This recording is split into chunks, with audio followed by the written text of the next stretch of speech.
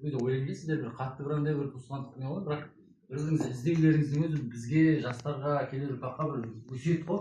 Үлкендердің осылай әзілдесіп төрде отырып бір басын құрап бір жақсы бір отырыс жасау, осылай шаңырақ көрсету, ағамыз жасап жатқан бір ақ дастарханы барлығы өте бір мағыналы бір көрініске ие. Жүргеннен бері жүрмін, неше түрлі отырыста жүремін ғой. Ал алып қояйық сол үшін деп соғыстырып жатады. Отырыста да отырамыз, сол жердегі мақсатым отырудағы осындай жерде айтылған үлкендердің айтқан оқиға, насихаттарын бір жеткізіп қалсам, ойланып қалса, сондай бәрі ішпейді ғой қазір. Бір адам шөйтіп ұялады қазір ішуге. Қазір кәсіпкерлердің өзі айтып жатыр ғой, арақ өтпейді, бизнес жүрмейді, арақ сатып береміз деп жатыр. Ол деген бір қазақ ұлтының бір өзімізге қайтадан тарихымызға, бабаларымыздың жасаған ізгілік істеріне бір көшулеріміз ғой. Сол жерде ойлаймын, сіздердің ұрпақтарыңызға Алла тағала берекесін берсін, аман жүріңіздер. Енді қазақта осы терме арқылы көп мәселелер жеткізілген. Енді патшалардың кезінде бір болған оқиға өзінің халқына осы ауызбіршілік тұрғысында ғой. Халқына бір тапсырма береді, осындай шана-тіспен бағанағыдай сүт құясыңдар, бір қазан алдыртып ет тапсырыс деп. Ол қазанды жасатқан кезде мысалға түтін деп айтады ғой қазақта, 100 үй болса, мысалы 100 стакан осындай құйылған кезде шынымен толады екен, сүтке толтыру керек дейді. Сондай тапсырма береді. Бірақ басқараң айсыз түндей.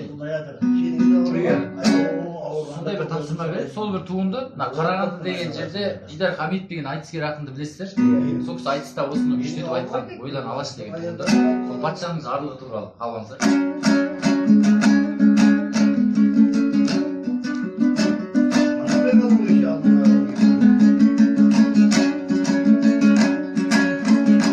Ойымды айту үшін ойлап ішке, қызыл тілдей қаруым қайда күшті. Бір әңгіме айтайын өткен күннен, тәрілдер бойыңдағы байнамысты. Бір патша үлкен қазан алдырыпты, халқына жасайын деп пайдалы істі. Әрқайсың бір кеседен сүт құйыңдар деп ортаға тастапты ойдағы істі. Онысы өз халқын сынау екен, қай кезде патшалардан айлауызды. Әрқайсы бір кесе құтын алып, тұрғындар бастап кетті жайлап істі. Бір кісі сүт орнына су құйыпты, байқай қояды деп майдан үсті. Азанда патша келіп қазандашса, сүт көрмепті кілкіген қаймақ үсті. Тек қана сылдырлаған судыр екен, көзімен көрді бәрі айғақ істі.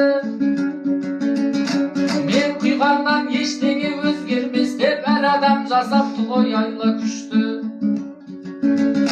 Осылай бір-біріне сенеміңдер, ақыры көңілдерге қайғалысты.